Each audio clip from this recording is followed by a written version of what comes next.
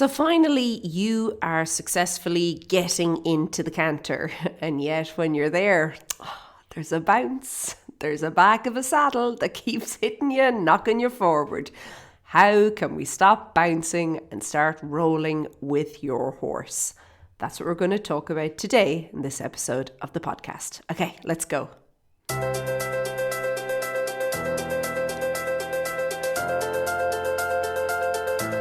Hey there, and welcome to the Daily Strides podcast. My name is Lorna Deese and I'm an equestrian trainer and coach, and I'm delighted to have you here today, and hopefully this will help you if you're having any issues with your canter, especially if you don't have a trainer or coach helping you in the arena with your horse.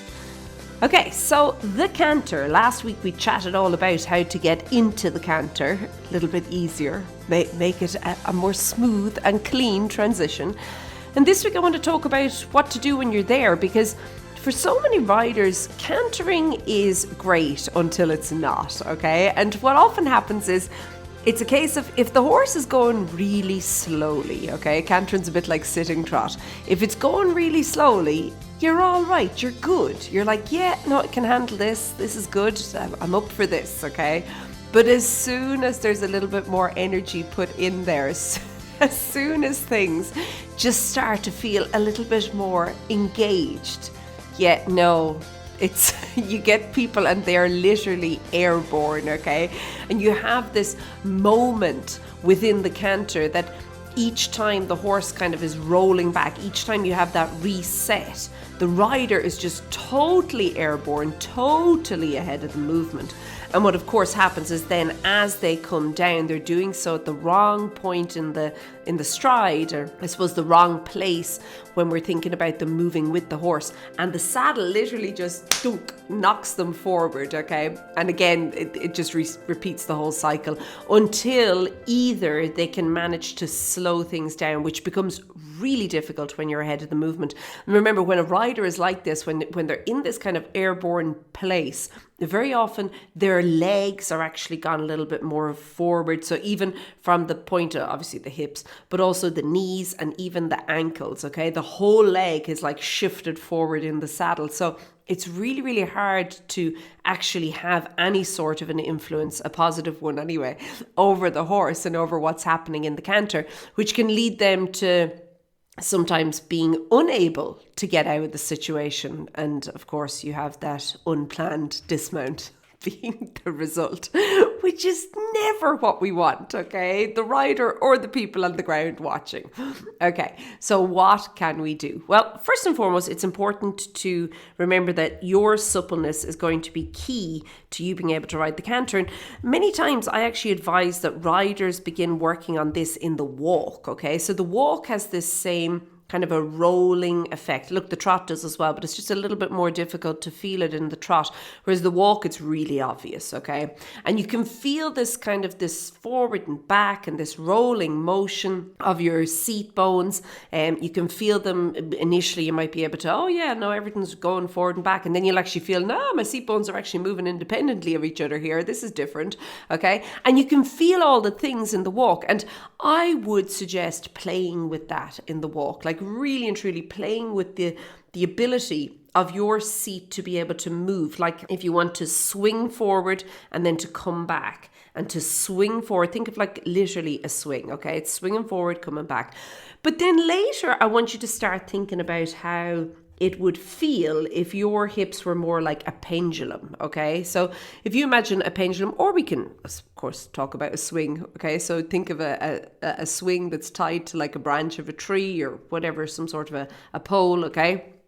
And the pole or the branch or the top of the pendulum will always remain pretty consistent, okay? It's going to be in one spot. It's not moving about. It's there, okay? It's consistent. I don't want to say fixed or still, because that opens a whole other can of worms.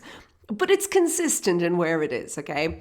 And then it's the bottom part, the swing, or the bottom, the round bit at the bottom of the pendulum itself, okay? That is swinging, yeah? And it's going backwards and forwards. Okay, so if we were to kind of apply this to you and your body, that if I was looking at you from a side perspective, so let's say you're working on a circle and I am in the middle of the circle and I'm watching you and your horse work around me on this circle, okay? If I was to look at you from there, I would like to see your seat being like the pendulum or the swing, okay? So like it's going back and forth. But what's really key here is we need to then be consistent through the upper body, okay? So your upper body, and that would include, I would say, the rib cage, up to the shoulders and your head, okay, is all being pretty consistent, and it's just the lower part of your torso, okay, and of course down into kind of your upper thighs as well, that's creating this kind of pendulum effect, okay? We don't want your lower leg swinging. We definitely don't want your lower leg swinging, okay? Your lower leg is not part of the pendulum effect, okay? It's just the seat. If you want, like, if again, think I'm watching you and your horse from the side, it really would be the point of your hip, okay? That's where we're looking at here. And we've got the swing, and of course there's going to be a couple of inches above and a couple of inches below that's going to obviously be affected by that swing as well, okay? So if you could apply that then to your walk, what you'd begin feeling is that the more engaged through your core you can be, so the more you can carry yourself, self-carriage, okay? Like really that think about your posture and your position and it's all good and you're carrying yourself, you're holding yourself. That is actually going to allow then you the freedom to begin to experience that suppleness or that elasticity, that swing through your seat, okay? And this is important because when we are cantering, there is a rolling motion. So just like in the walk, down and forwards, up and back, down and forwards, up and back. Canter is very similar. That pendulum is going to swing down and forwards. You'll often hear people saying, you scoop in the canter. Scoop with your inside seat bone. It all sounds so lovely, isn't it? It always reminds me of ice cream. But you're scooping in the canter, okay? Down and forwards, but then you have to roll. You have to reset. And that's you're down and forwards, 1, 2, 3. 3 being the very furthest point of the forwardness of the swing of your pendulum, and then you're coming up and back to reset. And it's the up and back that people get lost on. And one of the big reasons is because the top part, so the branch that the swing is attached to, or the point on the clock or whatever that the pendulum is attached to, that part has moved and it's actually become more forward than the swing itself or the pendulum itself. It's tipped forward. And what ends up happening is once that's tipped forward, well, there's no way the pendulum can swing back. There's nothing there to anchor the pendulum so as it can swing back against.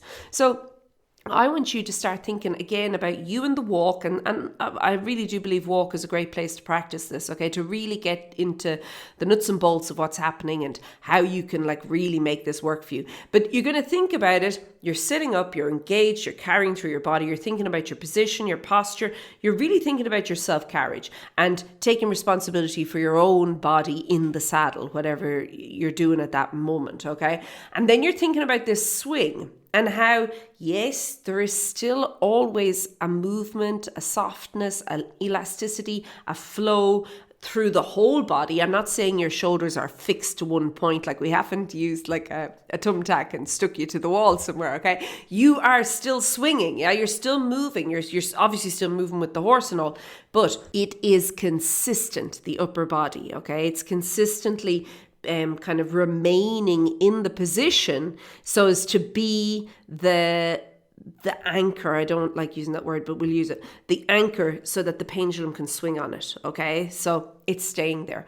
Now, if we take that to the canter, what very often happens for many people in the canter is that they will move their shoulders, okay? So they look like they're doing some sort of funky dance moves. Their shoulders are going, okay? They're like moving, but their seat is actually remaining pretty still. So they're kind of working the pendulum upside down. They've swung the thing upside down, or the swing is upside down, okay? And, you know, the shoulders are like tipping and they're moving and they're rocking and they're rolling and they're doing all the things backwards and forwards and backwards and forwards. And the seat is like just locked into the saddle, like it's locked tight, okay? And the seat is like very still. And what ends up happening in that situation is the seat, because it's so locked, okay, because something has to be kind of fairly consistent in order for anything else to move. So the seat being the consistent one, the locked one, actually blocks the canter, which causes the rider to almost double down on their efforts. Now they start really like muscling through the upper body, their shoulders and their chest, and they're throwing their weight around every single stride. And that is not going to help. What's going to end up happening there is the horse eventually is going to just stop cantering because you're blocking it. Now, let's put it the other way, where the upper body is just too loose. Like there's nothing locked anywhere. And I said there must be something. When there isn't, this is where you get this, the whole body moves forward. The rider is like totally just floating. You get this airborne moment, like literally, like, you know, in Canter we talk about the moment of suspension. Yet that should apply to the horse, not the rider, okay? So you get this moment of suspension with the rider where they're like just, whoo, and you're like, oh, please let them come back down where they got up from. And when they do each stride, when they touch back down, you're like, whoo, okay, they lived to ride another stride. And then you're hoping and praying, your fingers crossed, like, oh, please let them get the next one. And every single stride becomes like that, and it's not enjoyable. And of course, sometimes you'll get the horse that'll say, oh, okay, clearly there's something going wrong here, I'll slow down. But then other times you get the horse who gets a little bit nervy, because remember, the legs, everything's moving at this point, the whole thing is swinging, and the horse is like, well, hey, okay, you're chasing me on, I don't know what to do, I'll go faster, I'll get us out of here, okay, just hold on tight, buddy, I've got this.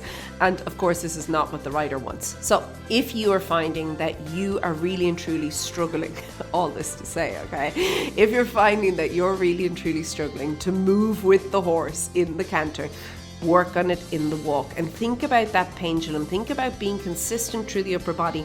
That consistency coming from this place of strength through your body, that you're engaged, you're carrying yourself, you've good posture, you've good position. And then this suppleness through the rest of your body that you can move with the horse. And again, applying this with what we spoke about last week, actually getting into the canter, you're going to find that as soon as you're there, it's so much easier to keep it going. It is going to help so much more. Okay, I hope you found this interesting. If you would like to dive into all things canter related and go deeper on it, you can pop over to stridesforsuccess.com/canter. Otherwise, have a super one. Keep well. I'll chat to you soon. Be good. Bye.